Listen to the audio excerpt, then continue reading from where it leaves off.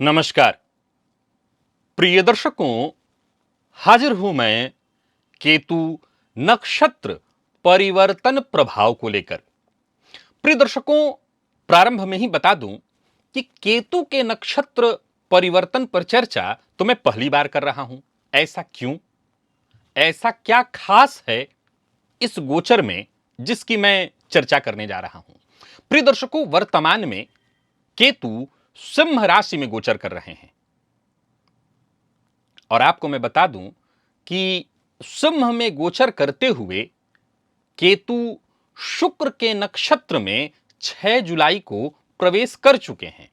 20 जुलाई से यह परिवर्तन पूर्ण प्रभाव देने लगेगा। अब यहां जो विचारणीय प्रश्न उत्पन्न हो रहा है, जिसके चलते यह कार्यक्रम लेकर के मैं आप सबके सम्मुख उपस्थित हुआ हूं। प्रिय दर्शकों, केतु कौन है? तो वैराग्य है। और शुक्र कौन है? तो जाहिर सी बात है, भोग विलास है। अब जरा गौर करिए कि वैराग्य कारक ग्रह जब भोग विलास के कारक ग्रह के नक्षत्र में प्रवेश करेगा तो ये स्थिति कैसी होगी? जातक के मन में एक अंतर्द्वंद शुरू हो जाएगा। एक क्षण वैराग्य की तरफ आकर्षित होगा तो दूसरी तरफ भोग की तरफ। एक तरफ उसको रिश्ते का मोह अपनी ओर खींचेगा तो दूसरी तरफ मन सबको छोड़कर अचानक आध्यात्मिक यात्रा पर निकल जाने का करेगा। प्रिय दर्शकों, 25 जनवरी 2026 तक केतु शुक्र के नक्षत्र में ही गोचर कर रहे हैं। अब यह ऐसा समय होगा, रहस्यमय समय, जो आपके लिए आपके जीवन में द्वंद्वपूर्ण समय होगा, क्योंकि वैराग्य का प्रतिनिधित्व करता केतु भोग विलास और प्रेम के देवता शुक्र के नक्षत्र पूर्वा फाल्गुनी नक्षत्र में प्रवेश करने जा रहे हैं। यह अद्भुत समय आपके जीवन में सुख और वैराग्य को के बीच एक गहरी लड़ाई छेड़ने वाला है। इसीलिए इस विषय पर मैं चर्चा करने के लिए उपस्थित हुआ हूं।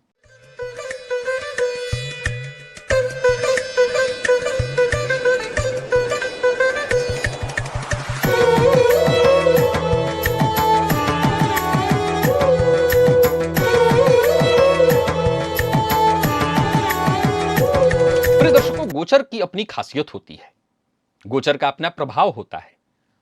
केतु शुक्र के नक्षत्र में पूर्वा फाल्गुनी नक्षत्र में प्रवेश करें तो उसका प्रभाव कैसा मिलेगा?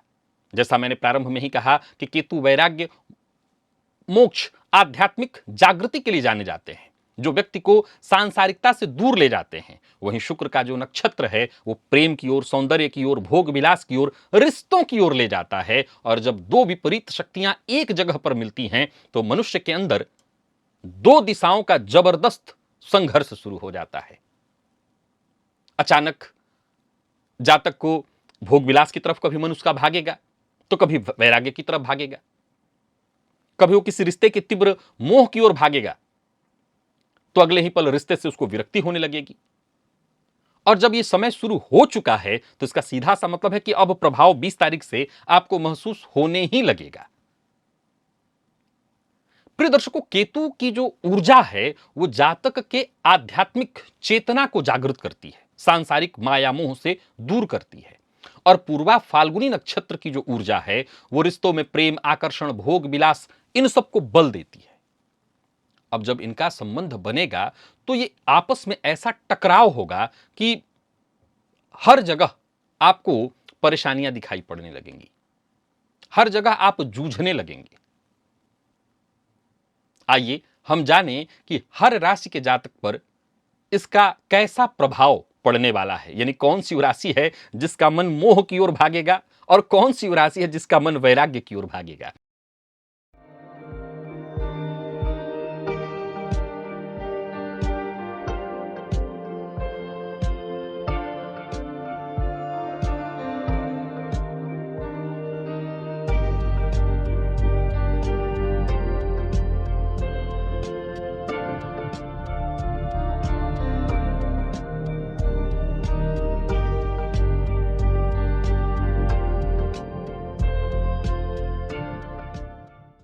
सबसे पहले मेष की बात करें। प्रिय दर्शकों, मैं बता दूं कि यह संपूर्ण राशिफल नहीं है, यह मूल किसी पॉइंट विशेष को प्रदर्शित करने के लिए मैं राशिफल आपको बता रहा हूं, क्योंकि मैं बता चुका हूं, इतने देर से यही समझा रहा हूं कि एक भयंकरतम द्वंद्व की स्थिति शुरू होने वाली है, और उसी द्वंद्व का आपके ऊपर कैसा प्रभाव पड़ेगा यही इस राशिफल में मैं बताने जा रहा हूं। मेष की बात करूं तो यह आपके पंचम में होगा, और यह भाव है ही प्रेम का, आपके मनोरंजन का, सुख सुविधाओं का यह भाव ही है, भोग का ही एक तरह से भाव है। और केतु का यहां पर पहले से गोचर तो चल रहा है, शुक्र के नक्षत्र में प्रवेश करते ही भोग विलास से असल में विरक्ति आपको होने लगेगी।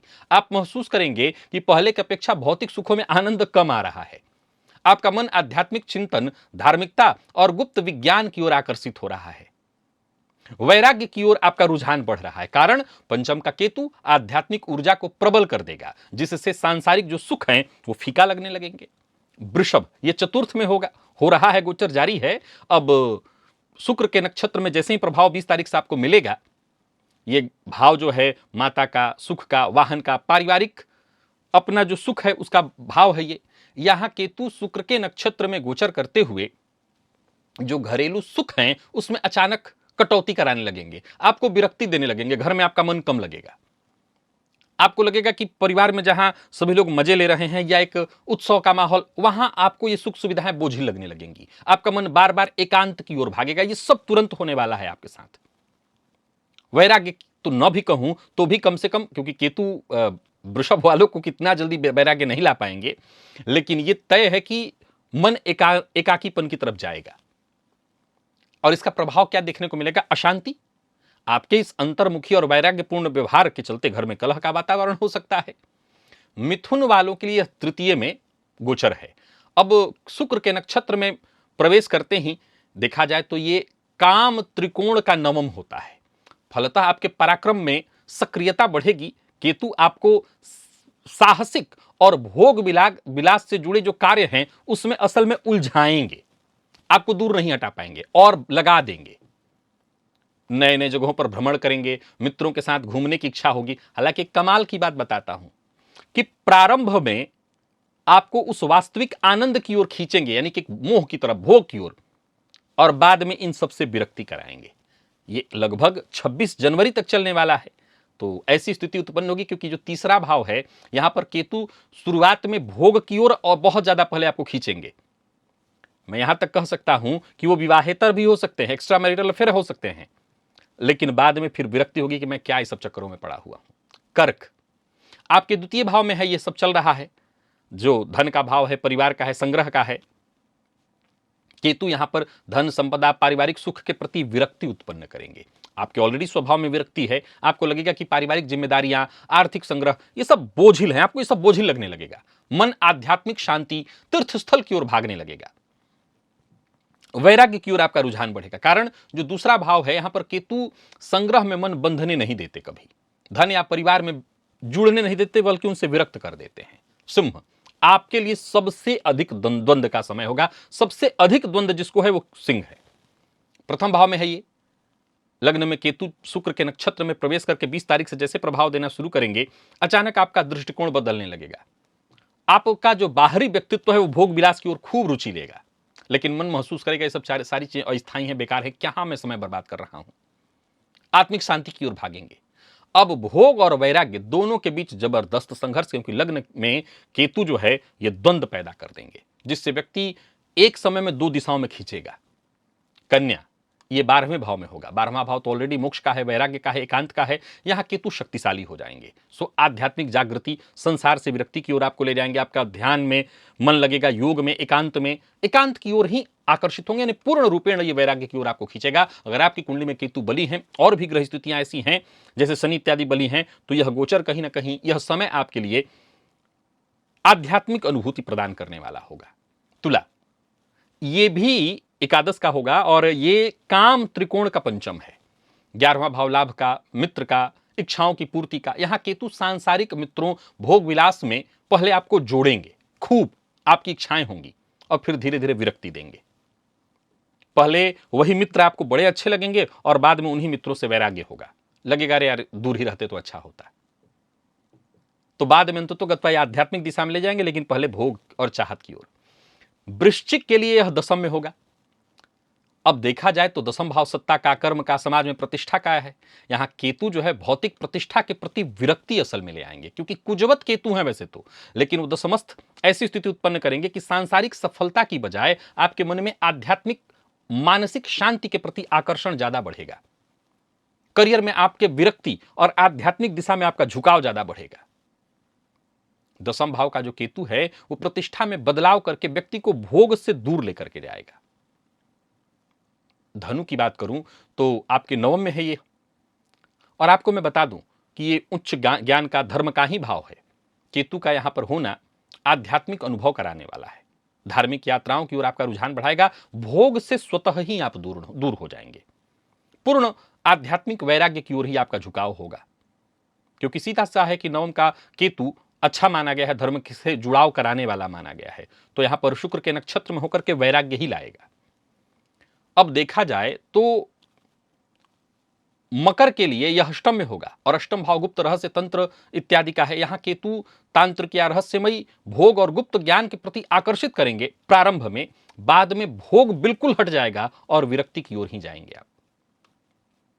कारण अष्टम भाव जो है, केतु यहां गुप्त भोग पहले देते हैं, कई बार एक्स्ट्रा मैरिटल अफेयर इत्यादि, और बाद में वैराग्य की ओर ही पूर्णतः आपको ले जाते हैं। कुंभ के लिए यह सप्तम में होगा। जीवन साथी और उनके साथ का जो संबंध है वो मूलतः देखा जाए तो रिश्तों में और आकर्षित करेंगे। अचानक कुछ एक्स्ट्रा लोग भी आपसे जीवन काल में जुड़ेंगे, लेकिन इन सब से अंततोगत्वा विरक्ति हो जाएगी। आध्यात्मिक शांति की चाह की ओर भागेंगे आप, वैराग्य की ओर भागेंगे आप। इसके चलते ये जरूर देखने को मिलेगा कि अस्थिरता आपके रिश्ते में होगी, यानी दांपत्य जीवन में कलह की संभावना प्रबल है, एक द्वंद्व की स्थिति रहने वाली है कुंभ के लिए। तो यहां दो राशियां बड़ी जूझने वाली हैं, सिंह और कुंभ। मीन, केतु आपके छठे भाव में होंगे। छठा भाव संघर्ष, रोग और शत्रु का है। यहां केतु आपको शारीरिक सुख और भोग विलास से दूर ही करेंगे। मूलतः स्वास्थ्य को प्राथमिकता आपको देनी होगी। भोग से आप खुद भी दूरी बना करके रखिए और स्वास्थ्य के प्रति वैराग्यपूर्ण सजगता लाइए। स्वास्थ्य को लेकर के ही तैयारी रखिए अपनी, क्योंकि केतु और रोग विरोधी मानसिकता देकर के भोग को त्यागने पर ही मजबूर करेंगे। और मुझे लगता है कि ये सबसे अच्छा भी है। आप अगर भोग से दूरी बना लेते हैं तो इससे बेहतर क्या होगा। अब एक सवाल खड़ा होता है मन में कि शुक्र के नक्षत्र में जाकर के केतु ऑलरेडी इतना प्रबल कैसे हो जाएंगे कि शुक्र का प्रभाव ही नहीं चलने देंगे। बहुत ध्यान से इस बात को सुनिएगा कि आखिर केतु इतने प्रभावशाली कैसे हो जाएंगे कि हर राशि के अंत में हमें यही सुनने को मिल रहा है कि विरक्ति, वैराग्य की ओर ले जाएंगे। प्रिय दर्शकों, असल में बहुत गंभीर ये पॉइंट है जिसे समझना, इसीलिए ये राशिफल मैं लेकर के आप सबके सम्मुख उपस्थित हुआ हूं, नहीं तो इस विषय की कोई आवश्यकता ही नहीं थी। ऑलरेडी केतु सिंह में ही तो गोचर कर रहे हैं। असल में देखा जाए तो चाहे मैं हूं, आप हो, हम सब, मूलतः हमारा जो व्यक्तित्व है, ध्यान से सुनिए, मूलतः हमारा जो व्यक्तित्व है वो वैराग्य की ओर ही जाने के लिए बनाया गया है। हमारा व्यक्तित्व बनाया ही वैराग्य की ओर जाने के लिए गया है। तो ऑलरेडी सिंह में जब चली रहे थे तो वैराग्य की बार बार चर्चा क्यों? इसलिए क्योंकि जब भोग कारक ग्रह के नक्षत्र में जाएंगे तो पहले भोग की अनुभूति और भोग की ओर खिंचाव होगा, और वहां पर एक द्वंद्व उत्पन्न होगा जो कि इससे पहले नहीं हो रहा था। अब इस द्वंद्व में ही व्यक्ति चुनेगा किसको? तो उसी मूल को, और वो मूल क्या है? वैराग्य है। सो इस गोचर काल के दौरान अगर आप स्वतः भी यही प्रयत्न करें कि बहुत अधिक भोग की तरफ जाने की जगह योग की तरफ जाएं तो आपका जीवन ज्यादा सुरक्षित हो जाएगा। और हां, केतु शुक्र के नक्षत्र में होंगे, सो कोई नया रिश्ता जोड़ने से पहले या नया रिश्तेदारी जोड़ने से पहले बहुत सोच समझ करके फैसला करिए। जल्दबाजी में रिश्ता जोड़ना ठीक नहीं होगा। मंगलवार के दिन, याद से सुनिए, मंगलवार के दिन गणेश जी को दूर्वा चढ़ाइए। ये दो उपाय आप जरूर करिए, इससे आपको फायदा मिलेगा और केतु जन्य जो भी भटकाव की चर्चा मैं कर रहा हूं वो बहुत हद तक नियंत्रण में आ जाएगा। तो आशा करता हूं ये जानकारी आपके लिए लाभप्रद सिद्ध होगी। आज के लिए बस इतना ही, इजाजत दीजिए, पुनः मुलाकात होगी। तब तक के लिए नमस्कार।